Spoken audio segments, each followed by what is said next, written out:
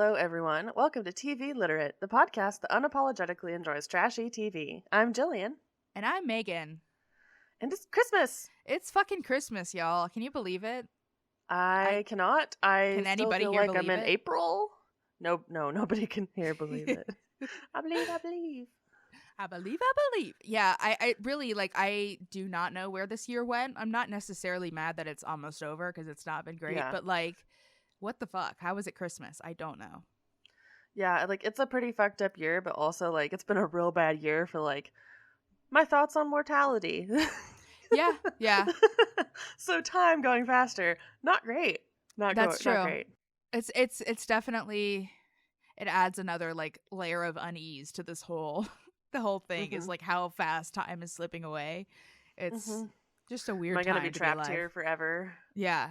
It feels like I will never leave my house again, which honestly, at this point, I don't want to ever leave my house again. Ugh. So it's a cesspool out there now. It is, yes. And I am immunocompromised and I'm a delicate flower and I just want to stay inside and away from it all. So, Gillian, what have you been watching lately? So, this has not been a trash week for me. I have watched The Witcher Season 2, which, so good. So good. I love it. I've never seen The Witcher, so I don't know. You should probably watch it. Probably watch it. Yeah. I mean, do you like fantasy normally? Yeah, I do. It's been a while since I've, really got into anything fantasy, but historically, yes, I do like fantasy. Yeah, it's like spooky monster fantasy. Okay, what if medieval, but, dragons and demons. Okay. That sounds like something that both Kyler and I could probably get into, so... Yeah.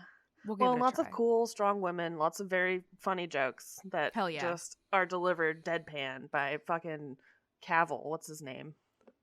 Henry Cavill? Yeah. Something like that. That sounds Something right. like that. That does sound right. Yeah, he's a shitbag, but he's just dumb and pretty in a bad wig, so. There you go. Hey, whatever. It's good. Other than that, we watched... nothing. I don't think we watched anything. Other than that, we played a lot of Halo. Hell yeah. Oh, no. We watched The Great Season 2 as well, which was also really good. Kyler watched that. It's one of Kyler's favorites. He loved Season 2. So Season 2 was really good. I think I liked Season 1 a little bit more because it was less, high stakes, uncomfortable situations. But Season 2 sounds like something Kyler would like, so. Yes. But yeah, I'm really that's not my thing, but it's definitely Kyler's thing, and he loves that one. So I'm glad you enjoyed it. Yeah, I really just like Elle Fanning ever since she was in Neon Demon. She was so good at Neon Demon. Yeah, I haven't watched The Great, but I've seen pieces of it while Kyler's watched it, and it's not my thing, but Elle Fanning does a great job. She seems like she does a great job in it, and I was really impressed with her because I have not really seen much of anything with her in it, so I was impressed. Well, if you want to watch a real weird kind of Elizabeth Bathory allegory, go watch The Neon Demon, and Elle Fanning's in it. Hell yeah. Awesome. Yeah, so that is all I have watched. What have you been watching? So I've definitely had a trash week, but I've really only watched one show, but I've watched several seasons of it, and I don't even really know how I started watching it, but I've been watching several seasons of Ink Master, which is full trash. Which one is Ink Master? It's a tattoo. It's Dave Navarro is the host. It's a tattoo competition show. Oh, yes. I do remember this. So they have a bunch of tattoo artists in various stages of their careers, competing to be who's Ink Master. And every season there's some type of dumb twist, this year it's apprentices and masters, or this year it's I don't even know, teams and shit. So they're always just such trash because do they tattoo on the real people? Yes, they call them canvases. They call them human canvases. So the human canvases who are objectified already are in the show, and they judge their tattoo, and they can be your tattoo's really fucked up. I hate it. Yeah. And that's... But so to be fair, which the show, when they critique the tattoos, sometimes they're in the room, and when they are in the room, they're pretty nice. But when they're just critiquing photos of the tattoos to the artist is when they're mean about it. But even still, they're going to see those the episode Yeah, with their everyone's tattoo. gonna watch. Oh yeah, I was on this season of Ink Master. Like everyone's gonna watch their episode. Yeah, and they're fucking brutal. Like the judges are brutal on the tattoos too. But it's like some of like just awful people. Some of them are, not all of them, but just like hotheads, drama, all kinds of shit. And some really incredible tattoos and some really fucking awful tattoos. So it's very entertaining. That's wild. Yeah, I was into the other ink ones that weren't the competition, but were like Kat Von D and everything, and then Kat Von D turned out to be a piece of shit. Yes. Like literal Nazi piece of shit. Literal Nazi. She quit her, she like stopped her LA shop, or is stopping it, so she could live in rural Indiana. So if that gives you any sense of where her brain is right now. Girl. I don't know. Yeah. She's in Mike Pence country. I know, right? Yeah, she's like full anti-vax and anti-Semitic and awful. So, yeah. Don't buy her shit, guys. Yeah, don't. But she is an incredibly talented artist, which is which is the fucking problem. Yeah. But we can appreciate her art after she's not here to profit from it. Exactly. Yeah. That's my rule with shitty art and artists. I don't support them if I'm giving them any money while they're alive. Right. But like I can handle like Dali and everybody who kind of have a shitty past, because you're like, well, they're dead, so it's not much you can do already. about it. Yeah, it's like, okay, cool. All right, so this week we are continuing with the longest season ever of the Bates. Holy shit. And all the episodes are so long. Like, this is know. the first time we've had more than like one 40-minute episode. I know, and there's like more coming too, because there's like a wedding and stuff, and those are always long episodes. Yeah, so next week we have the Bachelorette episode, which is an hour, and the wedding episode, which is an hour. God, pray for us. But today we are going to start off by talking about episode called "The Best Is Yet to Come," which is not a bad episode title. Finally, no. Someone kind of gave up on this one because like all of the episode titles were just kind of like, can we have a wedding shower without the bride and groom? People are going to make decisions in this episode. The best is yet to come. Really just did not use a lot of brain power on these, which is fine, honestly, because sometimes they use too much brain power on them and it's extra and I hate it. So for this episode, it starts off with Tori, Carlin, and Josie going on a triple date together. And they're all teasing Tori that, ooh, could this be more than just a date? And it's just, ooh, engagement. This is the cruelest scene for me. Like, this whole part was just so cruel. So, Tori and Bobby, Carlin and Evan, and Josie and Kelton are going on a triple date, and they go into Knoxville and go downtown. And they have a nice little time. They have food, and they give them flowers. I don't know. And they don't have chaperones. Yeah. They even talked about this, that the parents say that they trust that like that their values are the same values as their kids and that they want to follow them, and that there's like 3 couples together so they can kind of be each other's chaperones. But I mean, I guess it's ridiculous to consider, but I mean it's nice that they're given at least a little bit more freedom than some of the other fundy families. Well, and to be fair, on any group dates I've ever been on, no one has gone off and like banged. Yeah, that's not really like the dangerous territory to be in. It would be weird to be like, BRB, just give us 15 minutes. Yeah, it's like, oh, what are you guys doing? Oh, I think they're just, taking a walk. Sure. God, and if it was Josie or Tori doing something, Carlin would just stand there and just screech. Yes, yeah, for sure. 100%, yes. But yeah, Gil says that he trusts them and their faith in the Lord. But I think it's really just because all of them are over 18. Yeah, it's true. And so he's like, well. And just to play devil's advocate, there is a full filming crew with them as well. True. But they send chaperones with a full filming crew otherwise. True. Because the film crew often are of the devil. Yeah, I mean, I don't think the film crew is going to get really, like, disgusted if Carlin and what's-his-face kiss or something. Like, no, that film crew is going to film it and going to put it on the next episode. Exactly, and it's going to be the whole plot of the whole next season. Yeah. But so they eat their food and they keep asking him about all the proposal stuff. Everyone, Kelton and everything, Yes. like, oh, you're gonna propose? And it's like, everyone's right here. Yeah, it's like I understand if they want to talk about this, but that definitely seems like a private conversation and not like in front of everybody in the middle of a date. Just Yeah. doesn't really seem appropriate. But Yeah. these people don't really know boundaries with this stuff, it seems like. So Yeah. And I mean, if he wanted it to not be like a secret, that's fine. But he wants it to be a secret. right, So. yeah, yeah, exactly. So then after their eat, they go shopping a little bit and At the Boutique.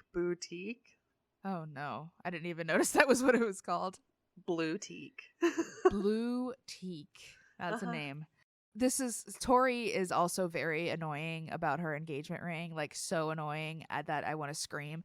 Also, it's like she doesn't, whenever she's talking about it, she doesn't really seem that excited about being engaged. She's just excited about the ring, which is like not the priority. But she teases Bobby that she's gonna search the whole house so she can find her engagement ring, and it's just like really annoying because yeah, it's like he just wants to make a little special thing for you. He's doing it for you. So like, just give it a second and appreciate the fact that you're being thought of.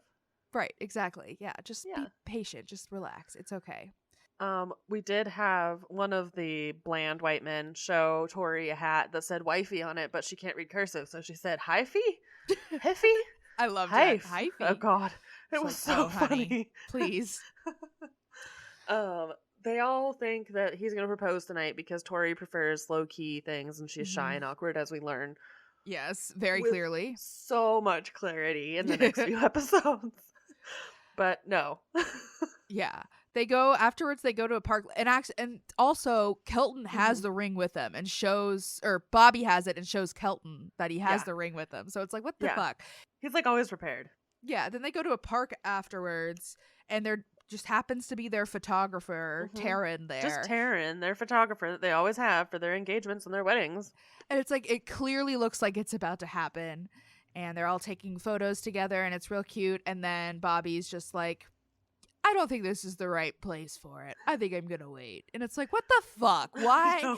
It's so clear that you were trying to make it seem like it was going to happen. And that is not okay.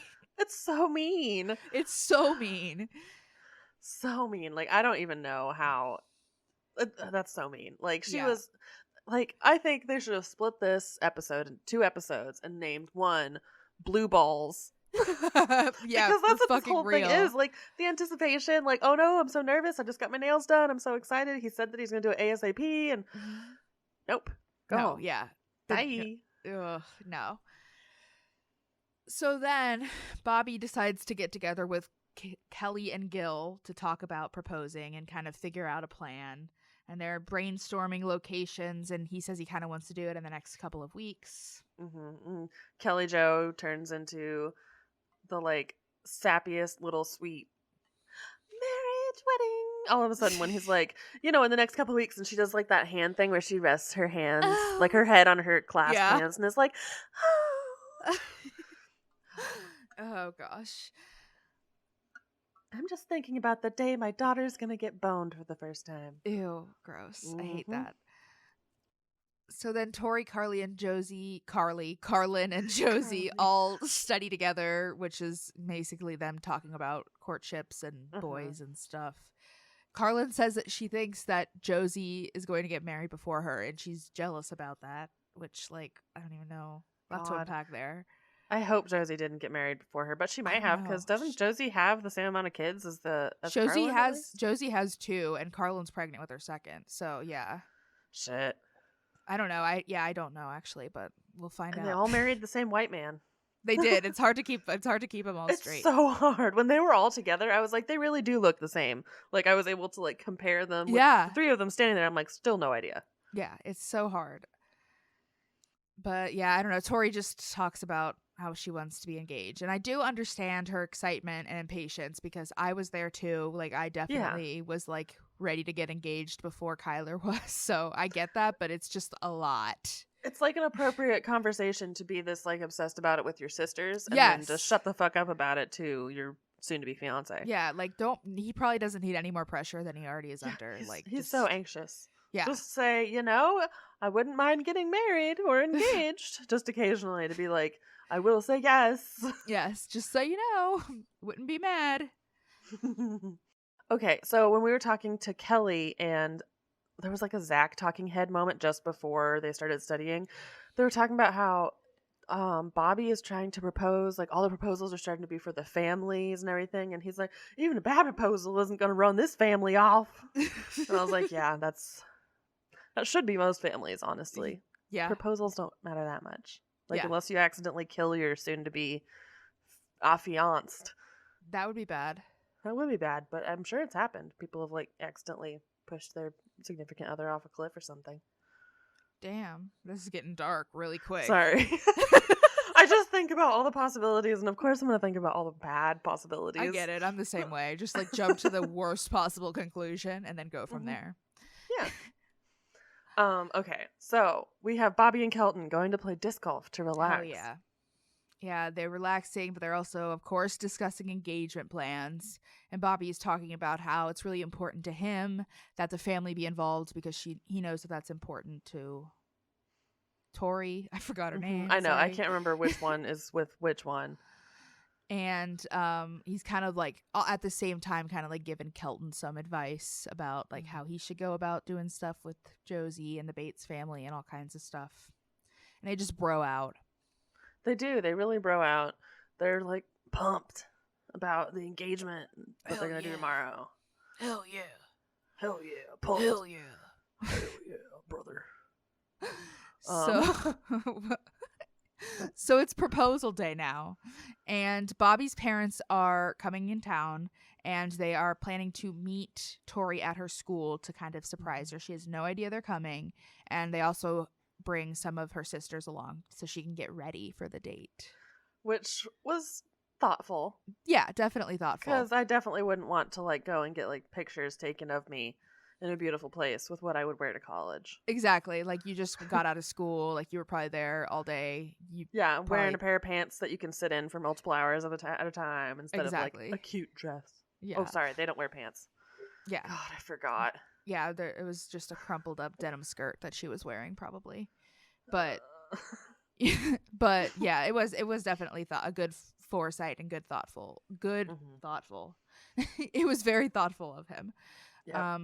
And so after she gets all dressed up, they go out and they meet Bobby's parents and everybody. Or yeah, they're just going to meet with Bobby's parents in their Mustang. And Tori feels very weird riding in a Mustang. Because it's too fancy. She doesn't deserve fancy. Yeah, which, baby girl, it's a Mustang, first of all. And you deserve fancy. Yes. Very Tennessee, the fancy Mustang. For sure, for sure. So then on the other side, Gil and Kelly are at the proposal site, and they're kind of making sure everything is in order. What they're proposing is there's like waterfalls, and it's like really scenic. It's in Asheville, North Carolina. Yeah. So they also pick up their picnic food, and then they go to the waterfalls, which is where like the proposal take place, and they set up their picnic. And then Tori and Bobby and the parents arrive, and Tori is surprised but very happy to see Gil and Kelly there. Yeah, Tori is wowed by the view. I don't know. This part was all just a lot of like, this is what's happening. Not much to like talk about. Right, yeah. It was very pretty though where they were. It was so pretty. I mean, North Carolina, this whole kind of area of the country has very lots pretty. of pretty places. So after they're done with their little picnic, instead of proposing in front of the beautiful waterfalls, they go to a new place called Wiseman's View. And Kelly and Gil run there before everybody else to set up some flowers and stuff. And they put the fucking ring with the flowers, and they put it in the flowers where she could have picked it up and just yeeted it over the fucking edge. Yeah, they were. I literally was like, I was having like heart palpitations. I was so stressed out because they're on this huge outlook, like overlooking like, I don't even know. They're like on a fucking it's like the mountain. Blue Ridge Mountains or something. Yeah. Like really fucking high up, and they like hid the ring under the flowers, and it could have easily just like been knocked off so easily. I cannot believe that they did that. Yeah, if Tori had been excited and ran to pick up the flowers, she would have knocked it into the hell. Yes, into hell, exactly. God, and then they would have had a new hobby of the metal finding thing. You know, Gil would be out there looking for it like every day. Oh yeah, he'd be on his like hands and knees, like ring, ring. But they finally found the ring, and he does a nice little short, sweet proposal where nobody cries or sings, which is great. And he actually seemed like he'd like thought out what he wanted to say, and it seemed like very Yeah. nice. It was nice. It was. He was like, life is crazy, and I know our lives have been more crazy than we expected, but life is short, and I want to spend it with you. And it's like, okay, Yeah. that's reasonable. Like, Yeah, that's a cool. good proposal. Tori likes the ring so much that she forgets to say yes. So Yes. it was good. This and it was wasn't as ugly as I expected. Yeah, it was like, again, it goes back to her, like and in the car too, even on the car on the way to the Outlook, she's like pressuring him to show her the ring. And I'm like, you are about to see it in like 10 minutes. Shut the fuck up and let him do it. And then when she does see the ring, instead of saying, yes, I will marry you, she just says, oh, it's so pretty. It's like, it's just, oh, it's so God. much. Like, maybe she's already just decided that she's married to him in her mind, and that's what courtship was, but she really loves that ring, man. She does. I mean, phew. But, yep, they're engaged. And the parents were all on a separate overlook that looked over at the other one, so they could watch the whole thing. But still be private. It was nice. Then they did the fucking I love you hands, and I just had like a deep like church triggering memory of that, because man, everyone does the I love you hand in church. Yes. But yeah, it was very romantic. It was nice. It was, and despite Tori's best efforts to not make it romantic. Yeah, exactly. And then she comes out with the ring and shows everybody, I look weird with this. I look weird with the ring. I don't know what I feel like with the ring. It's like, oh God, I don't even know. At least it's over. At least she can stop asking to see the ring now. So then the next episode is called Save the Date and Decisions to Make. Yep. And so this episode starts out with Tori and Bobby going out to dinner with Gil and Kelly because they want to talk to them about something. The original plan was for them to wait, which they'd been talking about this for seasons and seasons. Yeah. That they were going to wait until Tori was graduated, which is this coming May. I think this is around August, just basing it off of other episodes. August and or September. Yeah. Something like that. So they were going to plan to wait till May, but they don't want to wait that long. I guess they're incredibly horny. They're incredibly horny, and also I think if she's going into elementary school teaching, if she actually does it, she would have to go right into student teaching. And he, if he wants to be a minister, said that he was going to do full-time ministry. So, like, I get it that it wouldn't be the most opportune time in May, but also you've literally been talking about May forever. You could have probably broached this subject many moons ago. Right. So they decided to move the wedding up to December, which is like not very far away. 3 months away as far as I think. Yeah, they were really like, I think, nervous to tell Gil and Kelly to ask him about it, but thankfully Gil relates to being incredibly horny. And so he's like, I get it. I've been there. So I'm going to allow it. Yep. You are following in our horny footsteps. Which, yes, and this is not surprising in any way, but it's interesting that, like, you have to ask your dad if it's okay for you to get married at this time. Like, I didn't, when I got engaged and I decided to get married, I decided when I was going to get married with my husband. We picked when we were going to get married. We picked a time. And we told everyone. Yeah, you tell everyone. I mean, like, you ask your mom and dad, like, hey, are you available this weekend? Yeah, just so, like, you get the main attractions at the show. Like, you don't have any big surgeries scheduled. Yeah, it's like they are not going to be deciding when the wedding is. But and it's like, what, I don't even know. But it's all whatever Gil wants. It's his property. So his daughter, his girl. Taking it. Promise. So then this episode. Yeah, I hated this episode. This is why I think it was in August, because I looked it up, and Nathan's birthday is at the end of August. Oh, yeah. So for Nathan's birthday, the family always goes out on a big lake day. Well, not the family, only the boys, of course. So they're doing it the same this year. Actually, yeah, they talk about how it started out, it was just the family, and then they're like, oh, let's just do guys. And then it's the guys and all their friends, and it's the guys and some extra guys, but no girls allowed, because you can't talk about Jesus in the same way with girls around you. Not at all. Not at all. I know that God tells me lots of gender-specific things. Definitely. Definitely. It looks like a fun lake house, though. It was a But really cool house, but this whole thing looks like literally my actual worst nightmare because there's mhm. just like a ton of guys and they're all there, just like really, really excited about Jesus and the 26 youth Bible. pastors gather in a house. What Just happens? awful. So, of course, the very first thing they do is have Bible study because you can't have a lake weekend without starting with Bible study. Ugh. And this is where I think it was Warden, maybe one of the younger boys, says Mhm. it's a kind of retreat for guys to talk about God and share with each other in a way you wouldn't be able to talk around girls. What does that What even are girls? mean? What are you saying? Like, what are you thinking, Warden? That is so terrible to women that Yeah, they like can't hear. it sounds like you just don't want to be around women. Which, fine, keep it up. Yeah, Just whatever. don't get Yeah, married. Just we don't don't want to be torture around you anyone. either. Just be a bachelor. Have fun. Bye. Um, yeah, this whole thing just looked like either an accident waiting to happen. Like they had all of the like ski doos and they had the tubes and they had the fucking all of the stuff that you drag behind the boat really fast, and the lake was not that big and there were a lot Yeah. of people on there. Well, and we know the Bates and how they handle. They're not very safety conscious people. So No. I'm surprised nobody got eaten up by a propeller. yeah, pretty much. They go to an area called Jump Bridge, and they all literally jump off a bridge together. Yep, that's very Tennessee. Very It Tennessee. feels like a Tennessee coming of age novel. Yeah, for sure. For sure. Then we'd go down a jump bridge and we'd all jump off the bridge together. Exactly. And that's how I knew they were my brothers. But at least they got some good bro time, some good bro and God time together. Brochacho. Do you have anything else to say about that? There wasn't a No, ton. I hated all of this. Yeah. I don't know. It was weird and gross. And I just, did you watch Fleabag? I haven't watched it. Okay.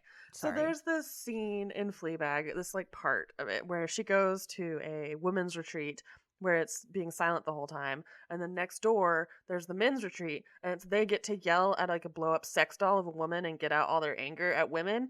And that's what this feels like. Yeah, definitely. That's funny. Yeah, for sure. God, yeah, it was just very like lots of toxic masculinity there. Don't want Big any part time. of it. TBH. Okay. So back now to that we're wedding done with the planning. fucking lake party, we're going to wedding planning, which I never thought I would be happy to see. Yes, much prefer it though.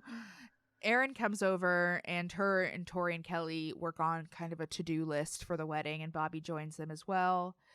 They had a talking head, and I love that Queen Callie, who is only 8 years old, already knows what her wedding colors are going to be, and they're blue and gray, and she knows. And what a mood! It's so funny. She's like, they're my favorite two colors. And then Adelie was like, you're only 8 years old. And she's like, I just know. I know. I just know. She When knows you she know. has to fucking plan ahead because nobody yeah. can plan in this family. Exactly. Go for it, Callie. Keep going for it. So, yeah, Carlin is going to be Tori's maid of honor, and Erin's her matron of honor. I don't know why she has two. They're both her sister. So Yeah. just pick one. But whatever. I don't care. It's weird. Fuck it up. Who cares about the wedding traditions and industry? Yeah. Just break it all. Do what you want. So then they talk about how they're going to go to Kentucky to get wedding dresses. The second they said I her know. name, I I was was like, yes. Miss Renee? I was like, the Miss Renee of Counting On fame.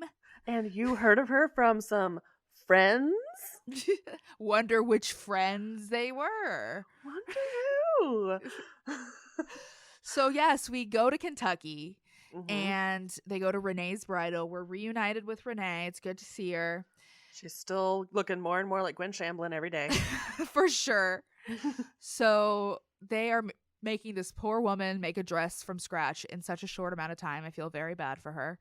I mean, it's a long amount of time compared to like Joy, who gave her like That's 6 true. weeks. So I guess she's very used to this time frame with her clients. But to me, that sounds pretty ridiculous to be like, make this dress from scratch in 3 months. I wonder if she just has like different pieces that she just like sews together and she just has them like pre-done. Yeah, that definitely could be. So they kind of go over all of the things she wants and doesn't want in a dress. She kind of seems more into like the A-line look, not super poofy. She likes lace, all kinds of stuff.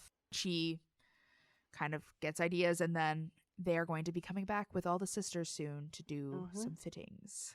And I have to say, this fucking moment where Kelly looks at the dress that she eventually ends up getting, and it's the champagne color underneath, and she calls it khaki. She's like, that dress is khaki. And I'm like, is it khaki? Because I don't think it's khaki. It's champagne. It's that is... I could see you saying like beige and getting away with it, but not khaki. No, and isn't khaki like the fabric too? Yeah, like I don't think khaki's a color. I think it's like... Yeah, I think it's like a fabric and a color or something. Yeah, exactly. I don't know. But regardless, neither of those were in a satin wedding dress. Exactly. Yeah. Do you have anything else to say about this episode, or can we just move on? Nope. The next episode is a porn name, though. Icing on the cakes. Hell yeah. Hell yeah. Bow, chicka, wow, wow. Oh God. So we get some more toxic masculinity at the start of this episode. Nathan is back in town. He has been off at alert camp in Texas, which is where they go and they're, I don't even know, it's like a punishment camp. Hasn't he been at alert training people? He didn't actually go. Yeah. He's like training the SS of this like little concentration camp that they've created. Pretty much, yeah. God. He was training some of them to be pilots. Again, I don't know what it is, but they're just gonna go human traffic people. I know. That's what they do. Anyway, so he's been gone for a while, so he's back, and they decide to go horseback riding and catch up on life. So we catch up with Trace, who talks about how he did not make the basketball team, unfortunately. Poor kid. Little Tennessee college. I feel so bad. I was like, there's no way he can't make this team. But nope, there's a way he can't make this team. He didn't. But he gets to be team manager. And the coach said that the biggest problem with Trace is that he doesn't have a lot of experience with teams and stuff. And so at least this will give him some experience. So maybe next year. Maybe next year. If only he had actually gone to a high school. Yeah, I know, right? Maybe he could have gotten some experience like every other kid on the team probably did. Yep. So then Nathan talks a little bit about his time training pilots. And then while he was doing that, there was the big hurricane in Puerto Rico. And so they had to do some white boy savior shit. Yep. They flew in, no electricity, no navigation. We were just flying in with just an iPad. You know, like they did in the old days. Yeah, just an iPad. And we were the first ones to get these people food or water. It had been 7 days since the hurricane, and we were the first people they saw. Wow. All right. They were drinking out of mud puddles. Yeah. Sorry. They're just so overdramatic about how much they affect the world. And and also but also on the flip side of that, like, what resources were you taking up down there at the time that could have been used by people who actually needed them? That's the question. But we won't get too deep into that. No. So we're not an investigative journalist podcast. No. Lawson, on the other hand, is been going back and forth between Nashville, and he's recording 2 Christmas songs because he wanted to do a whole album, but he doesn't have enough yet. So he's just doing 2 Christmas songs. So this is amazing to me. I watched all of the Duggars and ended up getting like Spotify recommends on my Christmas shit, like the Duggars Sing Christmas, because I'd look at them on Facebook or whatever. I have not heard a single song of Lawson's. I've never been served anything by Lawson Bates, and I am sure it is on there, and he really wants us to hear it, but he doesn't have that kind of marketing. It doesn't. It doesn't have the reach he hoped it would, I guess. Like, how have I not been tortured with a Lawson Bates song while listening to Spotify Shuffle? That is a good question. So then, the rest of this episode, well, most of the rest of this episode is wedding planning shit, of course. So they get all the key wedding players to meet at the church. Which just cracked me up. It was Kim, and Kay. Yes. They have Kelly's sisters who are like the cake and the flowers. They have the wedding planners, everybody, and they tour the area and ask questions. They have to figure out how to put 22 people on the stage at once. Yep, because they have 10 bridesmaids and 10 groomsmen. Tori is carrying around the wedding planner, Kim's baby, like a baby doll this whole time. When she's walking up there, like just smashed to her. Like this baby's like arms and legs are like. At first I thought it was a doll. It did not look like a real baby the way she was Mhm. holding it.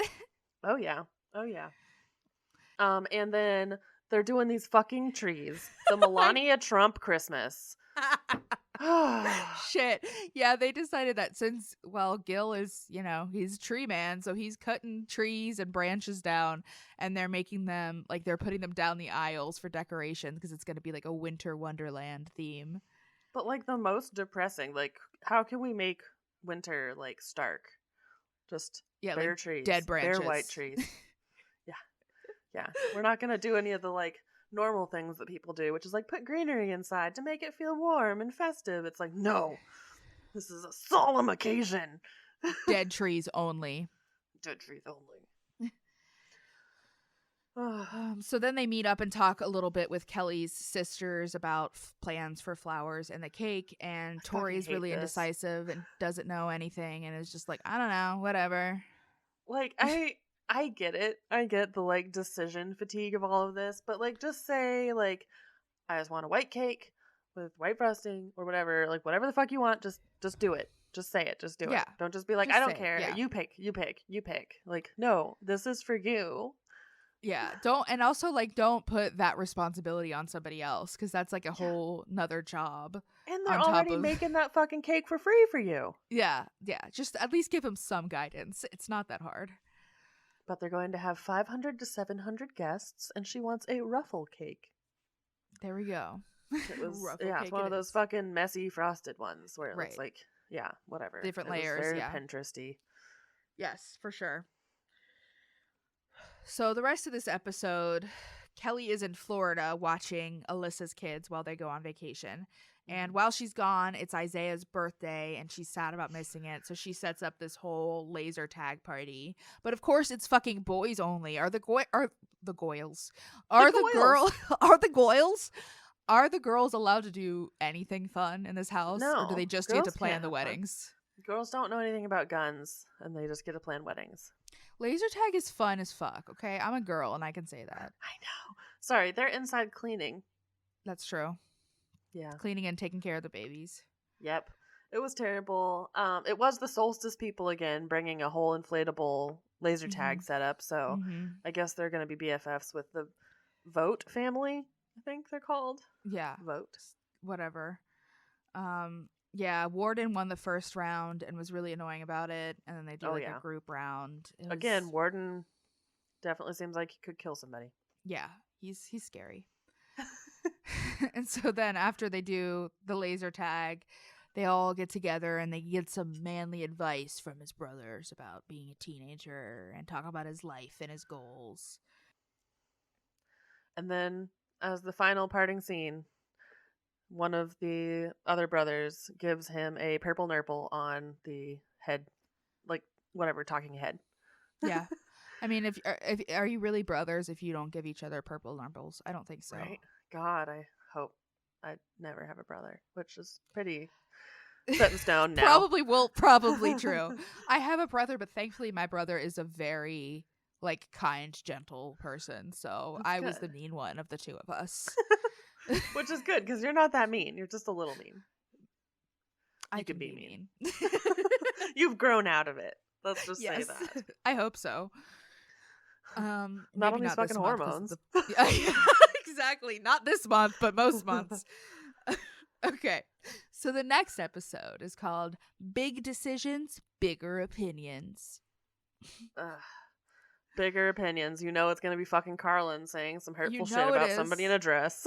God, fucking Carlin.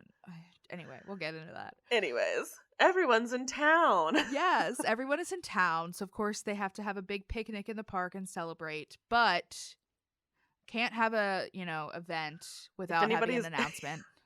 Yeah. If anybody's all together, there's going to be an announcement of something. Yes. So while Gil is unpacking the picnic food, he finds a stack of envelopes all written out to everybody.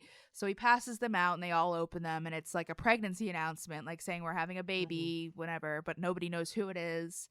So they're like asking, and it was like so awkward because they asked Oh, Michael, and I was yeah. like, ugh. Oh, nope. Nope. She would be telling Yeah, y'all. yeah. No, but it was Alyssa. Alyssa Yep. is pregnant, and everyone is surprised. She's pregnant again. She's surprised.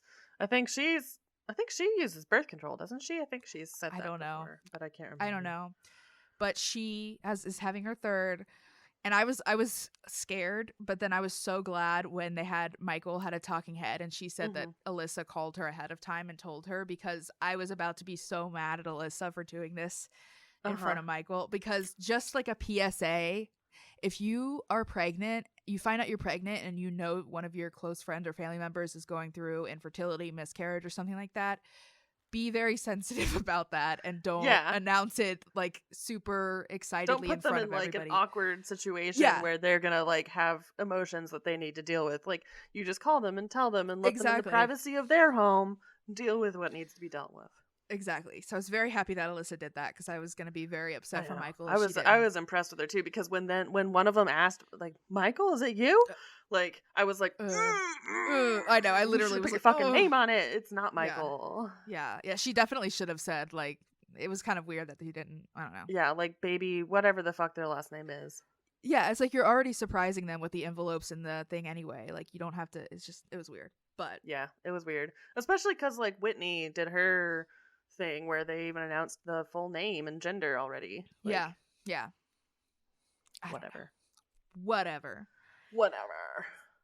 So then we get to talk about the dress time, where Tori says, the only thing I don't want you to say is how fat my arms are.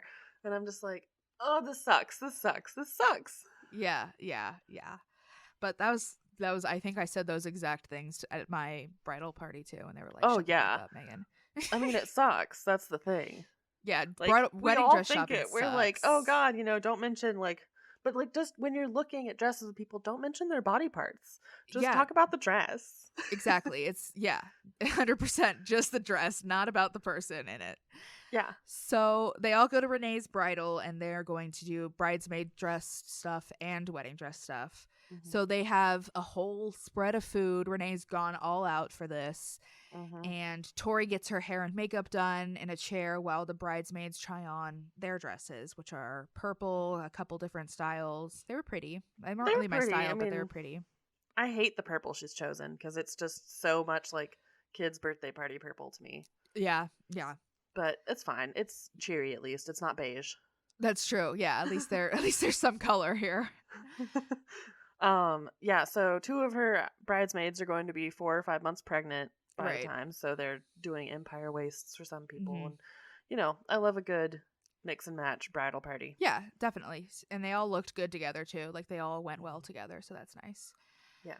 So then they get into Tori trying on her dress. The first dress she tries on was the khaki dress. The khaki dress. Which I love this dress, honestly. I do think too. it's really so pretty. Cute.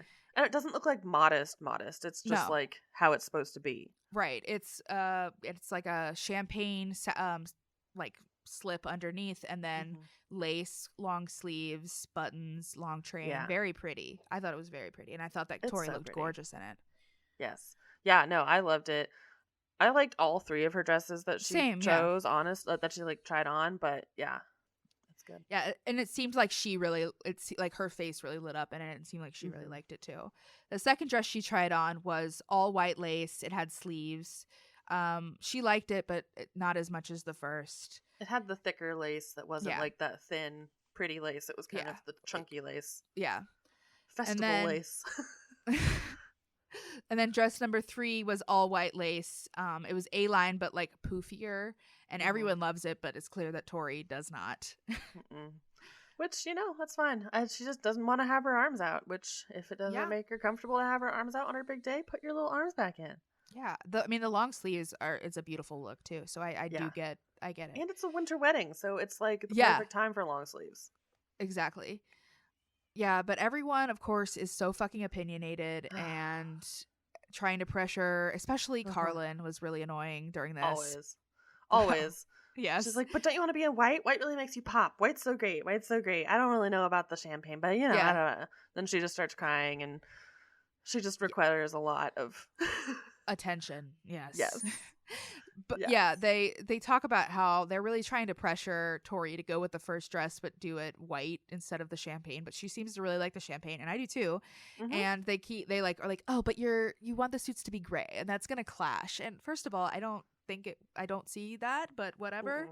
So they decide in the end that she is going to get the champagne, which I'm very glad that she stuck to it and didn't Yeah. feel pressure to change it, and they're going to change the suits to like a navy. Yeah, which honestly, heck, they haven't bought the suits yet. Like, Yeah, sure. just Easy do to it. change. Change them. Dudes don't care if they're wearing gray or blue. Yeah. So she comes out with her veil and everything, and it's very clear that this is the one she wants. Yeah. And so And everyone she else loves it, and everybody else is so shitty about it. Like, you could tell they Yeah. cut it because she's like, the veil's not going to be here. It's going to be under. It's not going to go over my face. They were being so shitty about it. I was so annoyed at this because I understand people have opinions, but you should be going to a wedding dress fitting like this or whatever just to be supportive of the bride. That is what you should be doing. And if they ask you specific questions, whatever, but like it's clear that this is the dress that she wants, that this is the dress she feels most beautiful, most comfortable in. So then shut the fuck up about it and just support her. Yep, sorry, you missed your chance for comment. That was the first time she tried it on. Yeah, it's like, God, I was so annoyed with all of them. Yeah, they were all being the worst, but we didn't have to watch it for as long as we did one of the other times, or maybe it was a Duggar one where it was just like fucking brutal the whole time. Yes. God. Yeah, at the end, Carlin cries because she's so sad, but it's like, please, we don't. It's just the attention. You're not that doesn't always sad. Your need to be on husbands are you. going to be best friends. Like, Yeah. wah, cry me a fucking river. Yeah, I don't know. But Miss Renee, of course, is naming this gown the Tori because that's her thing. And this episode ends with Gil and Kelly crying in a talking head, talking about they their start baby girl. crying about my tomboy Tori in a wedding dress. In a wedding dress. In a wedding dress. So then next episode is called Fixin' for New Beginnings. This was a weird random episode. This was like, what do we have to like fluff out here? Yeah. So we start out catching up with Chad a little bit, and he talks about how in the past year he's gone off to start a construction company with Roy Anderson, and they're working on a fixer-upper house at the moment. They're gonna flip it, which seems good. They are obviously as scared as most people would be from going from a regular salary to contract work, but hopefully he'll make it happen because Chad can do this stuff. So Chad is like construction god, so if anyone can do it, probably he can. That man was born with a nail gun. Yes, he was like born. Yeah, he came out of the womb with a nail gun, just already. He's ready to fucking go. He's like making tables at age 2. Damn, hell yeah. Chad brings Aaron to the flip house that he's working on, and they walk through the area, and Aaron's giving some kind of design tips for the house. Yeah, most of them I agree with, which how can Aaron have such good like house taste stuff but like such bad clothes taste? Yeah, I don't know. It's interesting, but it's something, man. But whatever. She said all the things that I would say. Get rid of the fucking carpet, make the living room seem brighter, and whatever. Yeah, but there's a lot of work to be done in this house, it looks like. But of course, Chad is incredible, so he gets it done. And there's another scene a few weeks later where Whitney stops by to look at the house a little bit and give some real estate advice and kind of This made it even more confusing because the other house they were talking about in this episode was Whitney's that she was working on, and I'm like, whose house are you in? Yeah, it was like, which house, which fixer-upper are we talking about now? Which couple? So then we get to week 12 of the flipping process, and the house is starting to finally feel like a house and feel very cozy. And they did a ton of work on it, and honestly, it looked really good. Yeah, I mean, Roy wants Aaron to stage it for him when he puts it on the market, but he's bought it for $60,000 and has listed it at $399. Which so that's holy shit. That's a fucking profit right there. Yeah, shit, that's so much money. Yeah, I hope he paid Chad very well. Me too. Hopefully. So then the other plot line of this episode is another fixer-upper story, but this time we're with Zach and Whitney, who have just become homeowners and bought their first house. they found a house that they love but needs a little bit of work, and they're planning on doing it together, just them. Mm-hmm. And this is also Whitney's first ever closing, so now she knows what a closing is like as a customer, because Which she's is now a real estate lady. Mm-hmm. Which, man, hell yeah. Yeah. Hell yeah. I love it.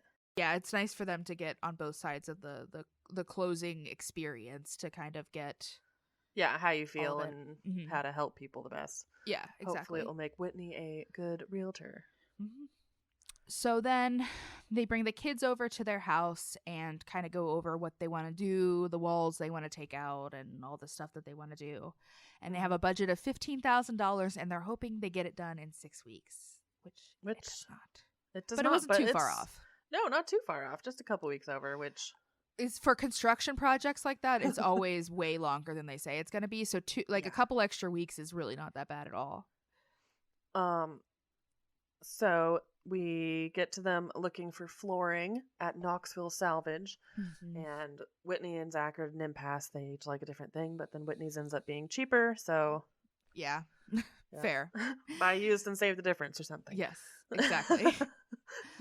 So they got their flooring, and then they bring over a bunch of the Bates boys to help them tear down a couple of walls in their house. And then while they're doing this, they find a couple of sags in the floor, so they have to go under the house and fix it, and it was stressful to me. Yeah. This stuff stresses me out so much. So much. I hate thinking about house stuff. I just want, I want to live in a shipping container. Yes, just nothing can go wrong, please.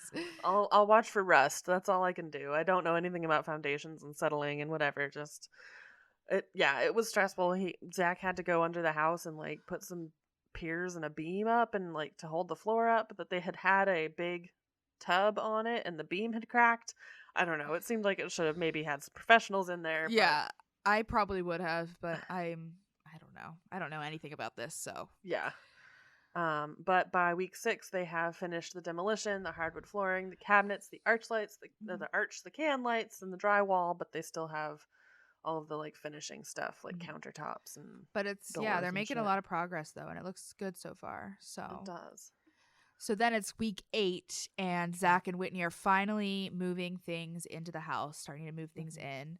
And I was honestly really impressed with the renovations they've done. Although I'll hate every time I see a barn door inside. So but that's just not my taste. I mean, it was the most Joanna Gaines house that they could have made, but it's popular right now, and it'll look nice, and it resells well. So even if it's ugly, yeah. Well, I was just impressed that they did all that themselves, basically. Yeah. So. Oh yeah, especially installing a marble countertop and shit. That's heavy. Fuck that. I would drop thanks. But yeah, so they have their house already, and they're moving in, and things are looking up. And then we hear the little tiny inklings of Zach wanting to get out of the policing, because he says, I used to do construction, and now that Chad started his own business. Basically. Yes. Which, fuck the police. Don't be. Yeah. ACAB. So the last episode for today is called "Can You Have a Wedding Shower Without the Bride and Groom?" What a catchy title. The bride and groom are just being little late buttheads. Yeah, go for it. Just party without them. Fuck them. Yeah. Show up on time or you don't show up. God, I was in such a bad mood when I watched these episodes, and my notes are so mean. So I started off, my first note for this is, while Gil still has ownership of Tori, he wants to spend as much time asserting his dominance over her as possible. I mean, you kind of cut to the quick there. Damn. Okay. Wow. Yeah. Pass, Megan. I mean, basically what that means is Gil went to Crown College to surprise Tori for a daddy date. Yes. Which I hate saying that phrase. Yeah. But he's just like, well, she's not going to be my little daughter as the wedding is so soon. She's not going to be my little daughter anymore. And I'm like, she's not your little daughter now. She's 19. She's an adult. Yeah. Yeah. I do hate a lot of the sentiment behind that, but at least he's spending one-on-one time with her. Yeah. So. I mean, I know for a fact, I think. Not I know for a fact. I'm going back from this. I believe in my heart of hearts that if Zach were outed as a Josh Duggar, Gil would beat the ever-living fuck out of him if he did it to his daughters. Yeah, I would think so. I would hope so. I would hope that Yeah. most most people would be that way. But yeah, I definitely get those vibes from Yeah. Gil way more than Jim Bob. Yeah, Jim Bob doesn't give a fuck. He just procreated for the like dowry. Yeah, But but it does seem like Gil actually like gets emotional about his children and like yeah. seems to actually love them like individually, so that's good. The bar, it's so low. It's so low. It's on the floor where we're just like, we're glad that you're showing your daughter even a little attention. Yeah. So they go to a park, which is where they went when she was little, and they swing on swings, and Gil gives her a money tree. Yep. Which, you know, it's the most useful thing, let's be That's real. true. It was goofy, but it was just a little stick like her decorations with money Yeah. tied to it, which shit. But I loved the part where he says, "On the sticks are thorns. That's so you realize living for money will only bring you pain." What the fuck? He said it after I said, if you're living for money, it's gonna hurt. It's like a follow up. I was like, all right. Cool. Well, and so all here's the of this, money. He was saying all these insane things. Like, he said, this might be our last time to swing before you get married. And it's like, well, yeah, how often do you guys go fucking swinging? Yeah, I think probably the last time I went swinging with my dad before I got married was when I was like 5. So yeah. that's really, I don't even know. It was weird. It was just weird. It's okay. We just have to remember that these people are 18, basically. Yeah. So yeah. So next up, they go across the road to a restaurant and they get steaks for dinner, which is a big deal in the Bates family. They talk about in Talking Heads how the kids used to fight over like pieces of leftover steak as kids. It's like, what the fuck?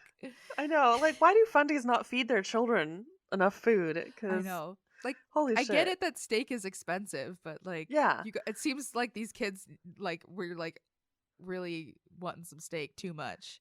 Yeah, you need to like set up like a rota system or something and cut it up so like 6 kids get it one time and then 6 kids get it the next time. Exactly. I don't know.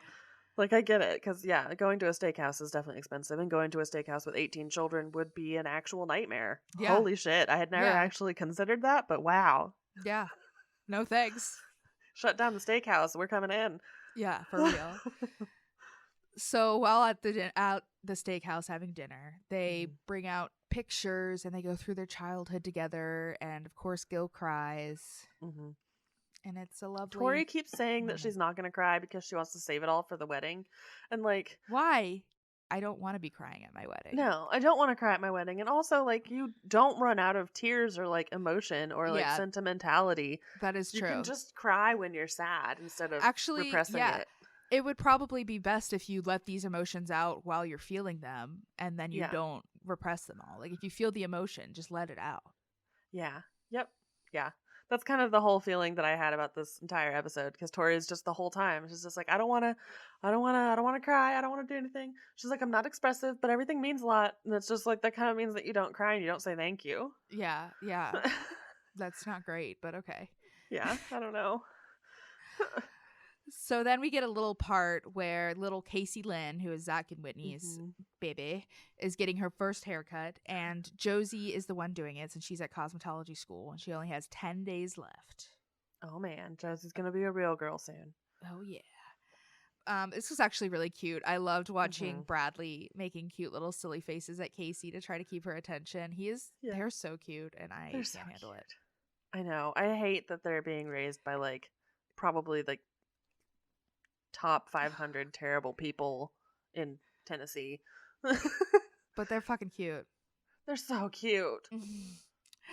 But yeah, Casey and Josie both do a good job, and yay, haircut is done. Yeah.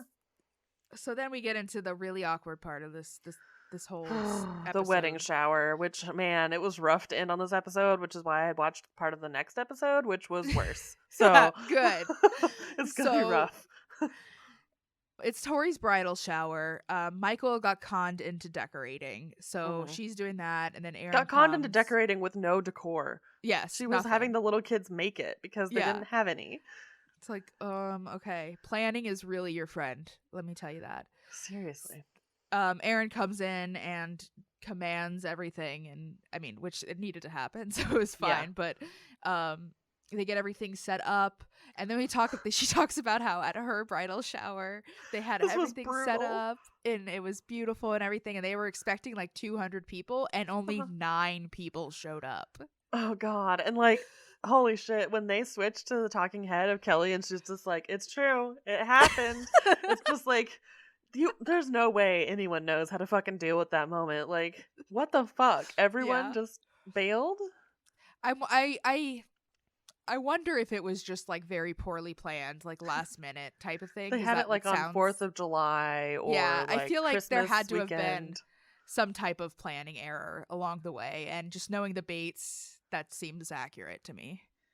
Kelly forgot to send out the invitations. They're still in the white van to this day. They're gonna find them. They're gonna find them in like 3 years and be like, "Oh, that's why nobody came." All right. That makes me feel better. God, can you imagine, like, if you had a wedding shower and nobody showed up and, like, then they're just talking to you, like, texting you or whatever, like, normal, like, hey, and you're just like, hey. Hey, are we gonna talk about this? Yeah, why weren't you at my party? I have 19 brothers and sisters and 9 people showed up. Fuck. It's the worst. So, like, Yeah. not even all the family members showed up. Awful. Brutal. So then back to Tori's shower. Of course, the shower starts on time, but Tori and Bobby are not there because why would they be there at their They're own out shower? shopping with Josie and Kelton for groomsmen outfits, which again seems like you guys are leaving a lot of this till late. Yeah, and also like that seems like something you wouldn't want to do the same day as your bridal shower. Like those are two big No. thing. Yeah. Those probably each should have their own separate day. Yeah. But or like do it at the same time as like the bridal dress shopping. Yeah. And then the dudes go out and do tux shopping. But I Right. guess they did change the color, so whatever. But yeah. Poor planning, Nope. either way. Poor planning.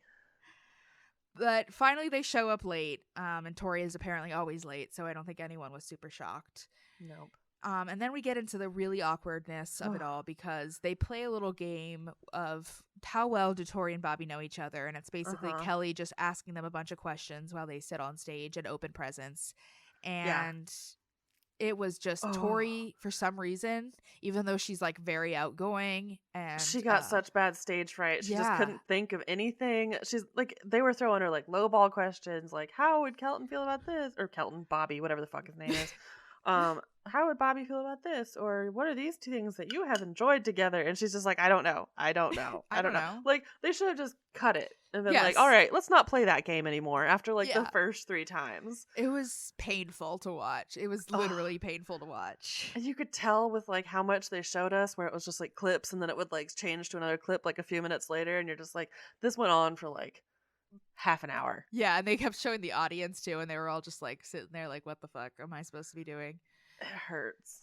It hurts. Yeah, it's so bad. It was so bad. And then because she can't speak in public, she makes Bobby make a little speech about like their plans and their career stuff, and Tori's rushing through all the gifts, and she's like, I wasn't even paying attention, I was just opening them. And it's like, what is wrong? Like, what? Like, I don't know. She just needs. She probably is the one who needed public school the most, just to work out her anxiety and shit. Because, like, I think I got over my public speaking finally in, like, Big Fear in high school. Definitely. Yeah, I definitely used to be really scared of it. But, yeah, that's one of those things that practice helps with that. And, yeah. Especially in a safe place where if someone starts to, like, mock you or something, your teacher will be like, shut the fuck up, go to the principal's office. Yeah, exactly. Exactly. Which doesn't happen in everyday life. No. And well, I guess it also goes to the fact that I'm sure Tori is not used to having this much individualized attention on her, which is awkward for any bride, but especially for one that has like 19 siblings and probably did not get the same amount of attention that most of us did as children. Yeah, well, and she's a tomboy, which I'm sure wearing dresses her whole life never makes her feel super comfortable as a tomboy. And then she's also close in age to Carlin, and Carlin's so fucking much that you never have to be anything. You can just exist around her, and she'll take care of it. That's true. That's what it's like with Kyler, my husband, and it's nice. Good. Except Kyler's not as annoying as Carlin, I don't think. Yeah, he's just the boss. He's not bossy. He just, like, commands everyone's attention when he's in the room. He does. I don't know how he does it. I He don't does, either. though. It's not even like intentional necessarily. It just happens. I know. And it's not like he's like like there's anything like weird about him that makes you look at him. He's just a regular dude. He's Like he's not fucking walking in gross wearing like a looking. Cruella DeVille outfit or something. He's just like walking in a t-shirt and jeans, and we're just like, oh, it's the life of the party. He's The here. life of the party's here. God, he's so annoying. Just kidding, but yeah. I don't know. The bridal party, the bridal shower was a very awkward. Disaster. Yeah, I would it put was- this one as like number 2 disaster to nobody showing up. Yeah, definitely Aaron's was worse for sure. At least Yeah. people came to this one. Well, and like Tori really didn't seem like she even wanted a wedding shower. Yeah, she said, I remember in one of the first episodes that they were planning, she even said like, I don't want to open the gifts at the shower. Yep. And it's like, okay, then like we should have a shower that like the bride wants. Yeah. It should be about or like the just bride. don't have a shower and have a Yeah. gift table at the wedding. That's reasonable. Yeah, whatever. But yeah, it should definitely be about what the bride and the groom wants, not Yeah. what's Yeah. normal or whatever. But I think that brings us to a close for this week. Do you have anything else you wanted to say about these No, episodes? just a cringy close. Cringy close, and I'm sure next week will be cringy. We got the wedding and everything coming up, so Oh, man. It's going lots to be a of bright stuff. purple wedding. Oh good. Lots of stuff to snark on next week, I'm sure. Hell yeah. Easy stuff. Easy. Yeah, it's really not that hard.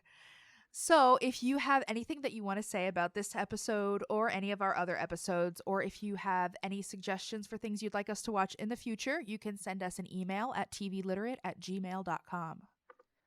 And you can find us anywhere on the internet at TV Literate. We are on Tumblr, Reddit, Instagram, Facebook. If you need us, we're there. Just send us anything cool or anything you find. And we also have a Ko-fi, ko-fi.com/TV Literate if you want to throw us a couple bucks if we have entertained you. Yes, we would appreciate it. And we hope you guys all have a wonderful Christmas if you guys celebrate. And we love you guys very much. And we'll see you again next week with another episode. Bye-bye. Bye!